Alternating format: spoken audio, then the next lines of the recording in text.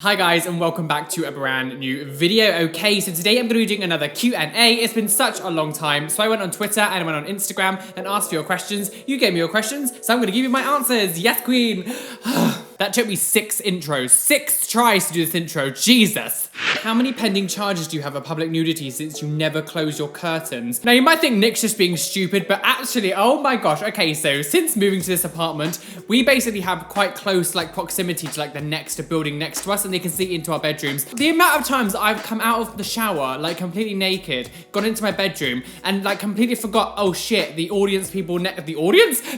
people opposite us can see me naked. The amount of times I've flashed people, it happened today, a nice family were eating on their balcony thing over there, and they could just see me starkers, and I'm just like, for God's sake. Who would you most like to collab with on YouTube? Oh my gosh. Now, if anyone's followed me for a while, you'll know that I have a big obsession with Shane Dawson. I love him so much. I've watched him pretty much from the beginning. If I could ever make a video with Shane Dawson, I would actually die. And it's nothing to do with numbers. It's nothing to do with, I'll get subscribers. Obviously that'd be great. But if you can believe anything I say, please believe this, but I would love to make a video with him just because I love him so much and I just love what he does, and I think we would gel very well on camera together. Thoughts on Love Simon? Oh my gosh, I love Simon. I thought it was a really good representation. It wasn't about sex, it wasn't about all this stuff. It was just great that it was just a nice little love story with 2 guys instead of a guy and a girl that was just accessible and relatable to everyone, which was great. Did you go to your high school prom? Wow, I did. I actually went twice. I went once in 2006 and then I went again in 2007. 2007. It was amazing. It was fun. It was quite exhilarating actually, because it was my first kind of real taste of clubbing. Because in England, we don't have proms the same way that you do in America. It's not as much a big thing. We call them summer balls. I think the word prom is kind of seeping into our language now. At least when I was in school, we called it summer balls. Anyone in England now, and you're going through that kind of stage, do you have summer balls or do you call them proms now? Back when I was in school, hands up music and proper club music was really big in England. So we were having a rave, and it was my first taste of properly clubbing, and it was great, and it was amazing, and it was fun. What did you want to be when you were older, when you were younger? Gosh, so when I was very, very young, this is really embarrassing. I have a weird guilty pleasure, I guess you could say, or obsession with river dance. I've been obsessed with it since I was young. It's because my mum was liked it, and she used to play it on TV all the time and stuff, and it kind of just got into my mind. I was oh, I like this. So I actually really wanted to be a tap dancer when I was younger. As I grew up and realized I really didn't want to do that. I wanted to be a computer game designer. I've always been really big on gaming. I love games so much, and I wanted to be a computer game designer. But again, I realized that my design skills are really awful. I cannot do graphics. I can't do drawing. I'm just rubbish at it. What I'm doing now, social influencing or whatever you want to call it, or video creating, content stuff, doing everything I do now wasn't a thing when I was young. So I couldn't aspire to be this because this wasn't a thing. What's the last lie you told? Oh, I miss seeing you too. Are you going to be making any videos with you and Electra Snow anytime soon? Yes, please. Well, to be honest, it's not really my fault. I've been waiting for John to come down and visit me for such a long time, and he hasn't come down for a while due to reasons and stuff. It wasn't because nothing's happened with us. We're still really good friends. So don't worry, there's nothing happened. I've already planned out a queer chat for us to do together, which is really good. And also we can do a drag transformation again. He doesn't know that we're doing this, but we're doing this. And yeah, hopefully soon. Do you watch any type of sport? No. To put it bluntly, I mean, I watch Eurovision. That's pretty much a gay sport, isn't it? Isn't it? I know people have told you you've helped them, but I was wondering if you knew that you helped older people too. I'm 45 and you brought light into my life when there was none. I'm forever grateful to you and I love your videos. I don't know what, I think it's just a general consensus of the world really, that you assume older people to be more confident in who they are and stuff. I think that's obviously not true, and that's the thing that's kind of ingrained in our minds. I think you kind of look up to adults as mentors or something, as that they've gone through all the stuff and they're in a good place now, but some people do still struggle. I love my audience depending on your, if you could be 12 years old, if you could be 70, I love you all equally, and I adore everything you do for me, and if I can help you regardless of your age, my job is being done, and I love you, and I would love to meet as many of you as I possibly can, and if I ever see you outside, please come and say hi to me, and please just take photos and have hugs and stuff, and I don't care how old you are. When going for an interview, would you recommend being yourself with all the piercings you have, or take them out if you know it will give you a better chance of getting the job?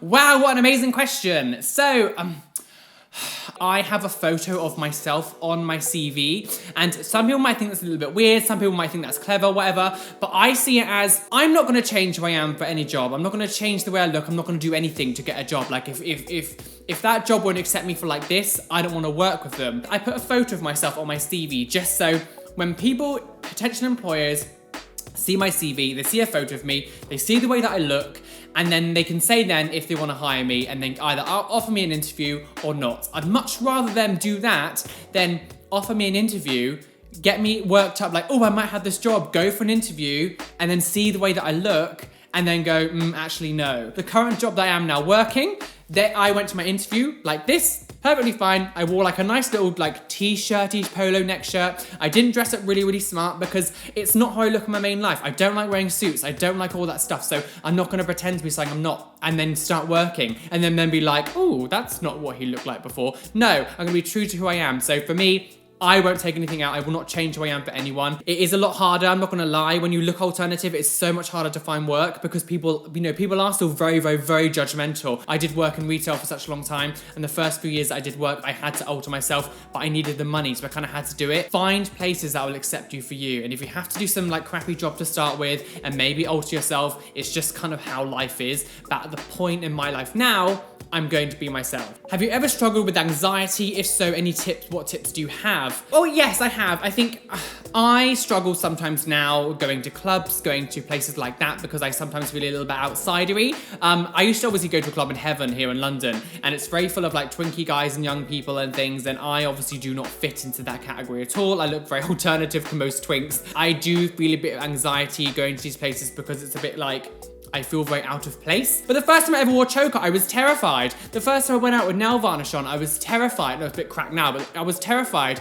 And you kind of just got to get yourself used to it. Go bit by bit and go into it. I think it's good to get out of your comfort zone, but not so far that it's going to cause you like stress. Whatever you're feeling anxious about, lean into it slowly and do whatever you need to do to get yourself used to those situations bit by bit. What subjects did you do for your GCSEs or A-levels, and how did you do with them? Wow, gosh, now that is a throwback. So when I was doing GCSEs, what did I pick? I picked interactive media. It was outdoor education, which was like learning how to do orienteering and map reading and compass stuff, and we learned how to do skiing. Like we went to Austria for twice, like to go skiing. That was great. To be honest, I don't really remember what I got in them. I got like a few C's. I got 1 B, like 4 C's, and a 1 D, I think. I can't remember. It was a long time. That was a long time ago. And when you get to my age, your GCSEs and stuff mean nothing. When you came out in the spectrum of non-binary, what was the reaction to people close to you? It was a mixed batch, I would say, because a lot of people didn't really understand. It wasn't like rudeness, or it wasn't like any sort of like disrespect, but it was just a little bit of confusion, I think, to some people. My family, I mean, I'm only really close to my sister, to be honest. So she had always been my biggest cheerleader. So she was like, sure, that's great. I love you, whatever. When I came out, I had already been surrounded by my LGBT like family here in London for a while, that all of them, like the main close people of my friends all got what non-binary was anyway. It was just a slight outer circle that was a bit kind of like, okay. Has any woman approached you saying she's romantically interested in you? Not as of recently. I mean, sometimes I get comments on YouTube saying if I was a guy, I would date you. Like, oh, I wish you weren't gay so I could date you, all that kind of stuff. Believe it or not, when I was in school, I actually had quite a few girlfriends. I've had more girlfriends in my life than I've had boyfriends. I think the last time that anyone, like a female, had like actually showed some interest in me was like 2007, I want to say. And that was one of my closest friends. How do you stay so confident when people are constantly putting us down for who we are? I am female to male trans guy and really annoys me when people are so close-minded. I think you just have to remember that it says so much more about them than it does about you. Like, the kind of person that really takes pleasure in making other people feel sad are the real sad people. People aren't born assholes. People are not born horrible people. Like, that's a learned thing. Like, they've learned that from somewhere else. So when people are constantly bringing you down, you have to remember that a lot of it comes from either self-loathing or jealousy. Like if you can live the way that you want and be happy and slay the world and be fabulous, it can be quite intimidating to other people. So some people just kind of react to that with a negative way because it like scares them. It's the same reason why I get such horrendous reactions of people saying, kill yourself, you're a disgrace, you should die, because it's like you're just attacking everything they've ever known. So when I go, there are more than 2 genders and I identify as non-binary, to a lot of people, that's like,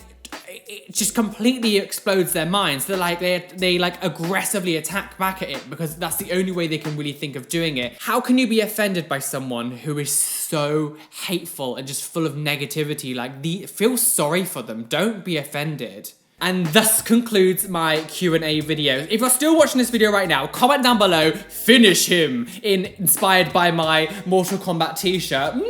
I love Mortal Kombat, I'm a big gamer fan, so comment down below, finish him. If you played Mortal Kombat, you understand what it is. That's not some sort of weird, scary euphemism for male ejaculation.